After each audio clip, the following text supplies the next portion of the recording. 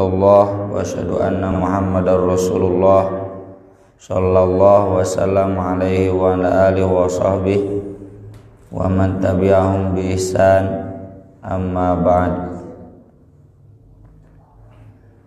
Babun ma laqiyan nabi sallallahu alaihi wasallam min adza qaumihi.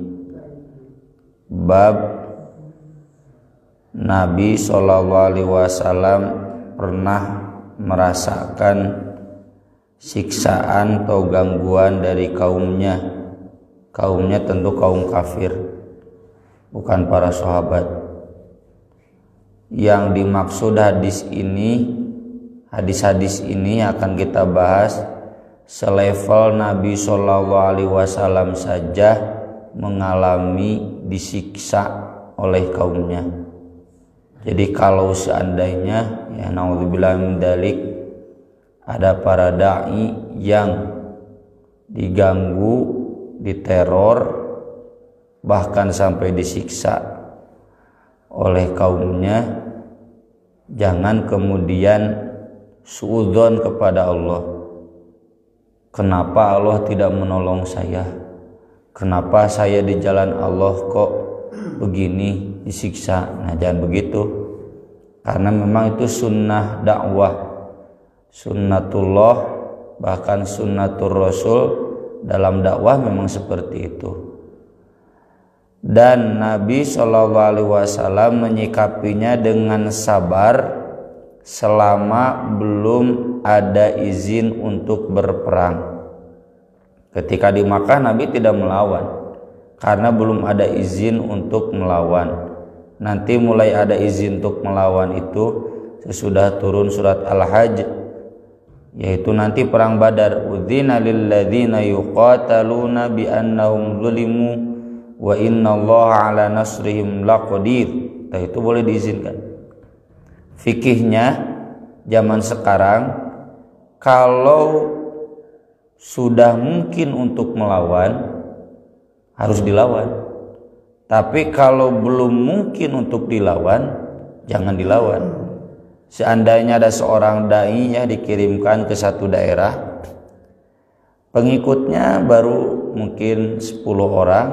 10 orang ini juga belum ada pejabat, baru rakyat biasa ya, belum ada mantan preman. Nah, ini diteror oleh penduduk kampungnya, disiksa bahkan diganggu.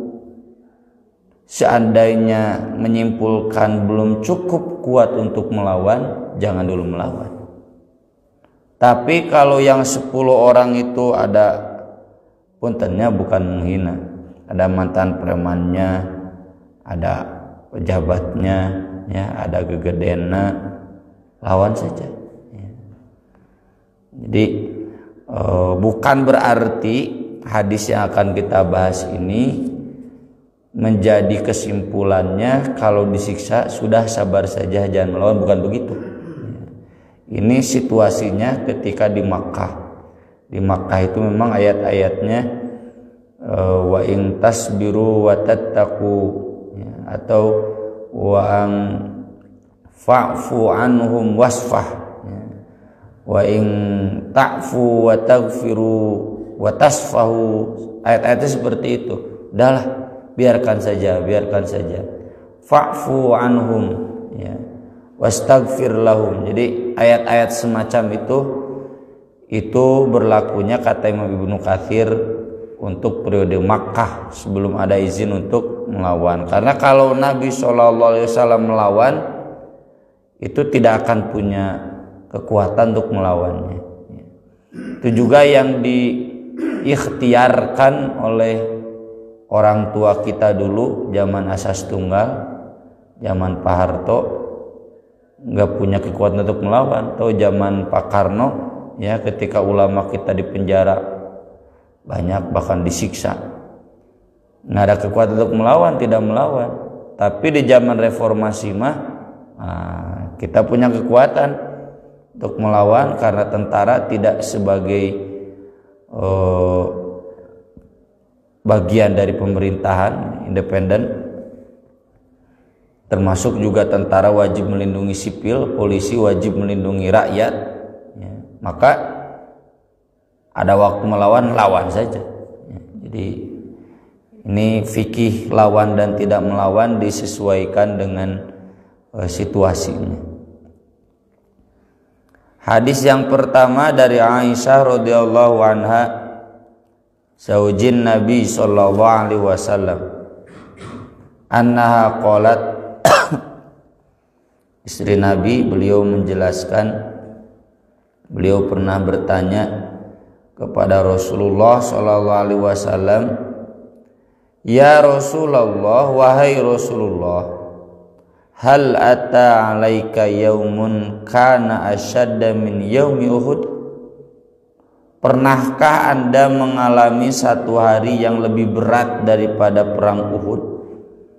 Perang Uhud itu betul-betul jadi catatan sejarah, di mana para sahabat melihat langsung Nabi terluka parah, pingsan, dan menyimpulkan ini adalah pengalaman pertama yang tanda kutip buruk buat Nabi mereka sallallahu alaihi wasallam. Tapi pernah tidak Aisyah berani bertanya, Anda mengalami yang lebih parah daripada perang Uhud? Jawaban Nabi Muhammad sallallahu alaihi wasallam, laqad laqitu min qaumik, sungguh aku pernah mengalami dari kaum kamu. Kaum kamu berarti kaum Quraisy. Aisyah kan orang Quraisy. Wa kana asyadda ma laqitu minhum yaumal aqabah, yang paling saya rasakan berat yaitu pada hari Aqabah. Kita mengenal ya dalam sejarah nih bapak-bapak, kalau perlu kita bahas Sirah Nabawiyah bahas, tapi tinggal dibaca asal mau bacanya, kecuali kalau seneng didongengkeun. Baiat Aqabah itu terkenal, itu awal ya, orang Ansor masuk Islam. Aqabah itu adanya di Aqabah, di Jamroh ya, Jumroh. Nah itu Jumroh Aqabah. Jadi Nabi datang ke Aqabah itu di musim haji. Kan di zaman jahiliyah musim haji itu tetap ada ya. Ketika Nabi kecil musim haji ada. Orang-orang Arab itu di musim haji ya, mulai Dzulqa'dah, Dzulhijjah, memenuhi Mina, Muzdalifah gitu. Termasuk itu Jamroh Aqabah di Mina. Itu kan berkumpul puncaknya di sana ya, di Mina. Persis seperti hari ini kan. Di Mina itu berkumpul puncaknya kan, kalau di Arafah cuma setengah hari, di Muzdalifah cuma semalam. Sisanya itu 5 hari di Mina. Nah, kenapa di Aqabah? Aqabah kan bukit-bukit ya, bukit, ada banyak pohon. Nabi di Aqabah itu tiap tahun itu selalu mengajak berdakwah. Nah, di sini tidak dijelaskan dan saya belum menemukan keterangan ini tahun berapa, tidak disebutkan. Baru nanti tahun 12 dan 13 anu nyangkut itu juga bukan orang Arab Quraisy, tapi para pendatang yang datang dari Madinah, yang mereka datang dari Madinah ke Makkah karena sudah dengar desas-desus seorang nabi yang dijanjikan oleh bangsa Yahudi akan mendamaikan penduduk Madinah, penduduk Yathrib saat itu, yang terlibat perang saudara hampir 100 tahun. Dan ini yang datang anak-anak mudanya, anak-anak muda yang sudah gelisah dengan perpecahan kaumnya, anak-anak muda yang merindukan persatuan. Itu sifat anak muda seperti itu. Dengar mematahan kolotna hese, dan orang Yahudi menjanjikan, wa min qablu yastaftihuna 'alal ladzina kafaru, meskipun falamma ja'ahum ma'arafu kafaru bi. Jadi orang-orang Madinah itu orang-orang Yahudi di Madinah sudah ngasih tahu nanti ada nabi terakhir yang kita akan menang dan Madinah akan aman, tidak akan ada lagi peperangan, jadi imperium besar. Itu suka diajar oleh Yahudi, dan ini anak-anak muda itu mendengar katanya di Makkah ada yang mengaku nabi. Orang sambergeun. Yang pertama datang 12 orang, ini anak-anak muda laki-laki. Di antaranya Mu'adz bin Jabal, ya. Sahabat-sahabat Ansor. Nah, kemudian bertemulah dengan Nabi Muhammad SAW. Dan ternyata fisik Nabi SAW persis sama dengan yang dijelaskan orang Yahudi.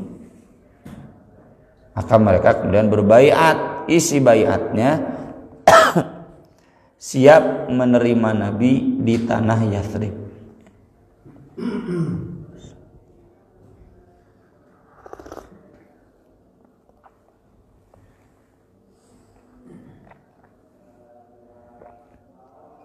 Nah, jauh sebelum itu, setiap kali Nabi datang ke tokoh-tokoh Arab yang ada di Aqabah, itu beliau selalu mendapatkan penolakan, penghinaan, bahkan tidak kurang penyiksaan. Idh aradtu nafsi ala ibni Abdi Yalil ibn Abdi Kulal. Saya saat itu mendatangi atau menawarkan diriku kepada Ibnu Abdi Yalil bin Abdi Kulal, salah seorang tokoh. Falam yujibni ila ma aradtu, dia tidak menjawabku pada apa yang aku inginkan. Hari-hari ya, sakit hati Nabi SAW. Kebayangnya, jadi gambarannya Nabi ceramah ararinit gitu, kan sakit hati. Jangankan berangkat begitu, Ustadz ceramah jamaah nundutan oge nyeri hati, apalagi ini berangkat. Fantolaktu, maka aku pun pergi, wa ana mahmuzun ala wajhi, dan saya saat itu betul-betul tertimpa hal yang berat di wajahku, maksudnya stres bahasa sekarang. Sudah putus asa. Ini udah berapa tahun? Berarti mungkin tahun ke-11 maksimalnya. Udah 11 tahun ngajak di Aqabah, wanu nyangkut di jiji acan. Falam astafiq illa biqarnith thalib, saya pun tidak sadar kecuali sudah sampai di Qarnul Thalib. Qarnul Thalib itu sekarang Qarnul Manazil. Itu jauh ya. Nabi menempuh perjalanan ya, ngajak sampai di Qarnul Manazil. Farafa'tu ra'si, lalu aku mengangkat kepalaku. Mungkin Nabi berbaring atau mungkin Nabi berjalan, tiba-tiba melihat sesuatu, Nabi mengangkat kepalanya. Faidza nabi sahabatin qad adhallatni, ternyata ada awan yang menaungiku. Dan Nabi saja, awan itu sa gompok we sanabieun. Fanadhartu faidza fiha Jibril, aku pun melihat ternyata di balik awan itu ada Jibril. Fanadani, dia menyeruku dari atas. Jadi Jibril tidak menghampiri. Nada itu kan lebih tarik, lebih keras daripada berteriak Jibril dari atas. Inna Allah azza wa jalla qad sami'a qawla qaumika lak wa ma raddu 'alaik. Mungkin ya, ini saya nggak bisa menyepertikan. Allah azza wa jalla sungguh telah mendengar perkataan kaum kamu kepadamu dan apa balasan mereka kepadamu atau penolakan mereka kepadamu. Wa qad ba'atsa ilaika malakal jibal, dan dia Allah telah mengirimkan malaikat gunung. Jadi gunung itu ada malaikat, ada yang ngurusnya. Ya. Gunung-gunung di Bandung, di Kalimantan ada yang ngurus malaikat. Masing-masing gunung. Litamurahu bima syi'ta fihim, untuk menunggu perintah kamu, apa yang kamu inginkan untuk kaum. Qala fanadani malakul jibal, lalu kata Nabi, malaikat gunung pun menyeruku. Jadi Jibril dan malaikat gunung berdua. Wasallama alayya, dan dia pun salam kepadaku. Ini sesuai ayat Al-Quran. Innallaha wa malaikatahu yusholluna 'alan nabi, dan salam. Shallu alaihi wasallimu taslima. Malaikat saja ketemu Nabi, salam alaik. Ya Muhammad, hai Muhammad, inna Allah qad sami'a qawla qaumika laka. Allah sungguh telah mendengar ucapan kaummu kepadamu. Ini tentu penghinaan, penolakan, teror. Wa ana malakul jibal, dan aku malaikat gunung. Wa qad ba'atsani rabbuka ilaika litamurani bi amrik, dan Allah telah menugaskanku kepadamu untuk menunggu perintahmu kepadaku. Bi amrik, apa yang akan kamu perintahkan. Fama syi'ta, apa yang Anda mau.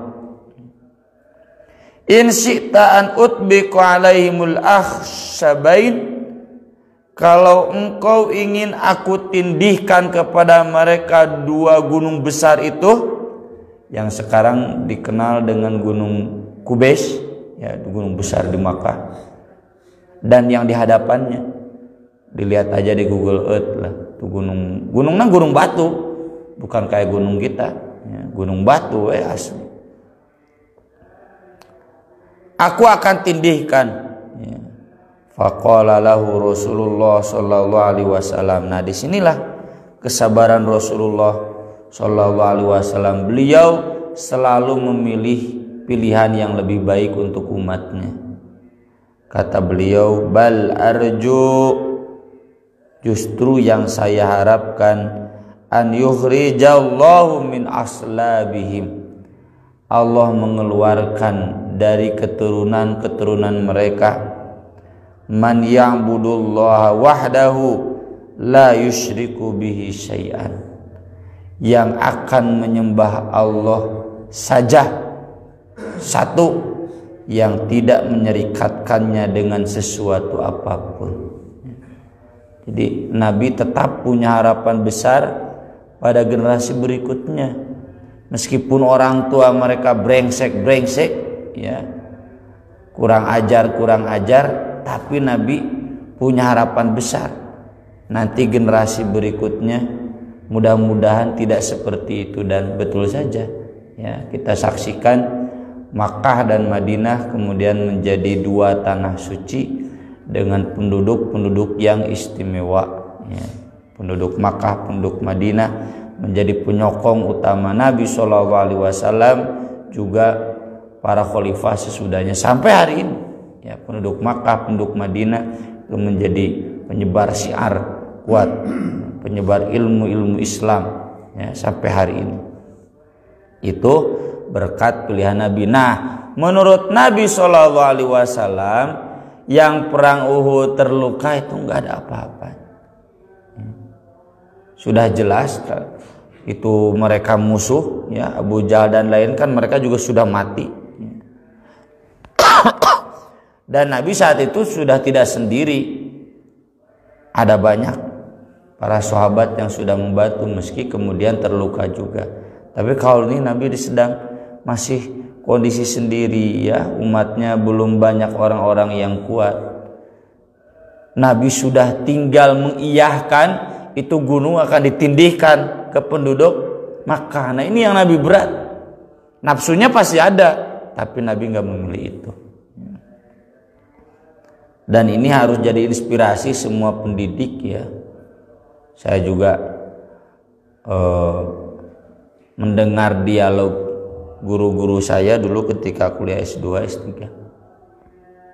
Kenapa yang jadi sasaran program kaderisasi para dosen, bukan para dosen, para aktivis yang sudah tua-tua katanya, bukan anak-anak muda yang S1 gitu. Dulu kan saya S2, S3 dengan ustadz-ustadznya yang dari berbagai pelosok program khusus di Bogor, dai-dai dari Dewan Dakwah yang memang punten secara kemampuan intelektual sudah mandek biasanya kalau sudah tua. Kenapa? Kok sasarannya bukan anak-anak S1 dipilih yang cerdas-cerdas?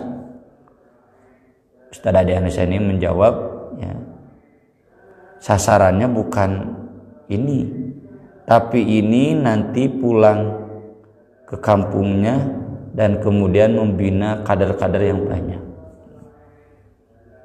Kalau ini memang sudah mentok, ya.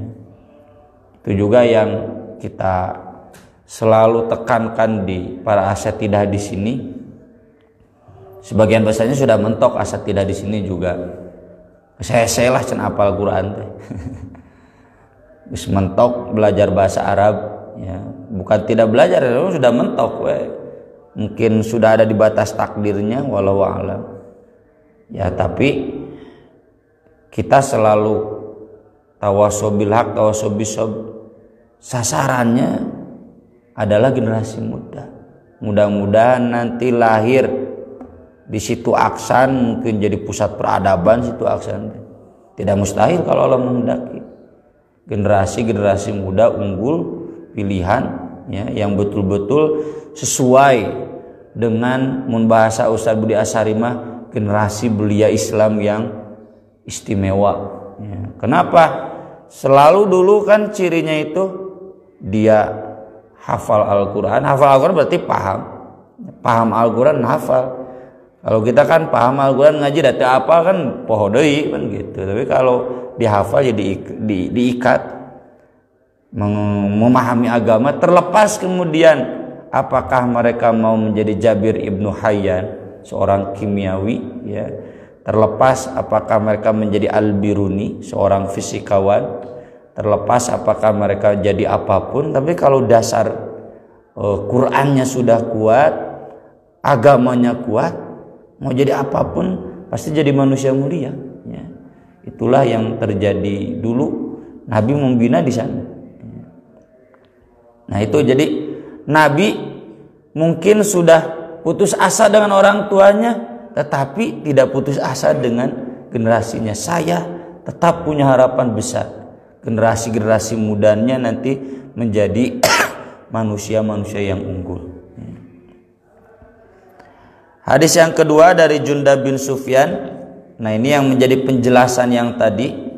Kenapa perang Uhud tidak dirasakan oleh Nabi SAW sebagai sesuatu yang betul-betul menyakitkan. Tetapi Nabi tadi menjelaskan yang paling menyakitkan itu yang di Aqabah. Dijelaskan oleh Jundab bin Sufyan, damiyat isba'u Rasulillah sallallahu alaihi wasallam fi ba'di tilkal masyahid. Jari Nabi pernah berdarah di salah satu peperangan, tidak disebutkan perang Uhud, berarti bukan perang Uhud, di momen perang yang lain. Tapi ini Nabi dengan entengnya hanya mengatakan hal anta illa isba'un damiyat. Kamu hanya satu jari yang berdarah, wa fi sabilillah malakiyat, dan di jalan Allah juga berdarahnya juga. Ini ungkapan Nabi SAW yang maknanya menganggap biasa-biasa saja. Jadi artinya kalau kita mengalami sampai terluka, ya, Misalkan bapak bekerja untuk anak istri kan fisabilillah. Naudzubillah min dzalik, seandainya kemudian musibah, terluka, jangan ada adu-adu, apalagi kemudian merajuk ya kepada Allah Subhanahu wa taala suudon badan, jangan berdarah gitu. Jadi jangan kemudian menganggap sesuatu yang istimewa. Atau misalkan cedera ya, ada acara apa kemudian pulang cedera atau pulang sakit, lagi sakit gitu, anggap saja sesuatu yang biasa-biasa. Jangan menganggap sesuatu yang luar biasa. Aduh, gara-gara ngilu ngaji kaditu, aduh cenah panas tiris, adu-aduan. Nah ini jangan ada adu-adu. Nabi SAW tidak mengajarkan adu-adu, tapi justru menganggap biasa-biasa saja. Ini kan fisabilillah, pahalanya juga besar ya. Kata Nabi SAW, setiap nabi itu akan diberi cobaan 2 kali lipat daripada umatnya ya. Maka kalaupun nabi berdarah, lebih parah daripada umatnya, sakit lebih parah dari umatnya. Itu nabi saja seperti itu, maka umatnya jangan kemudian cengeng, banyak mengeluh, apalagi sampai suudon kepada Allah Subhanahu wa taala. Aku qouli hadza wa astaghfirullah li wa lakum, subhanakallahumma bihamdik, asyhadu an la ilaha illa anta, astaghfiruka wa atubu ilaik. Wassalatu wassalamu ala rasulil karim. Wassalamualaikum warahmatullahi wabarakatuh.